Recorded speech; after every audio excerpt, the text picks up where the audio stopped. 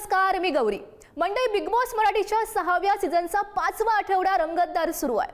यातच इंटरेस्टिंग गोष्ट घडली आहे, ती म्हणजे लव्ह अँगलची.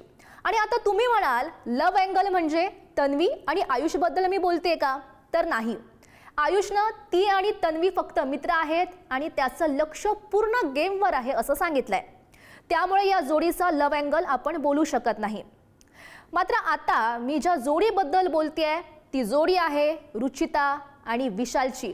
होय, आता तुम्ही म्हणाल 40 वर्षीय विशालचं 21 वर्षीय रुचिताशी लव्ह कनेक्शन कसं काय लावते मी?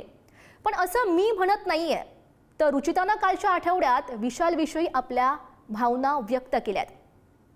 मी त्याच्याशी खूप अटॅच आहे, मला कळतच नाहीये मी काय करू असं म्हणत ती ओक्साबोक्शी रडताना दिसली. दुसरीकडे बघायला गेलं, करण सोनवणे यानं प्राजक्त शुक्रेला त्याच्या मनातील गोष्टी बोलून दाखवल्यात.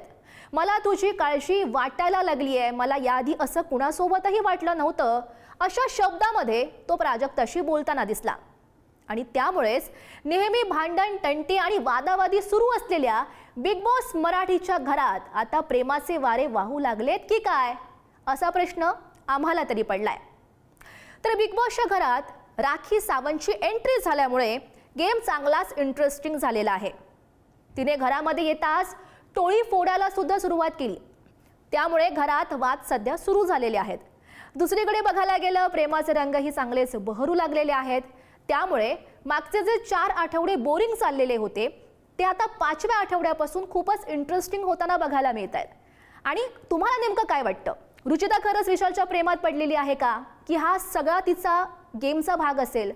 तसंच जी करंटची प्राजक्ताविषयी भावना व्यक्त करण्याची नवी स्ट्रॅटेजी आहे ती गेमसाठीच फक्त असेल का? या सगळ्या संदर्भात तुमची मतं आहेत ती पुढारी न्यूज या आमच्या इंस्टाग्राम अकाउंटवर नक्की कळवा.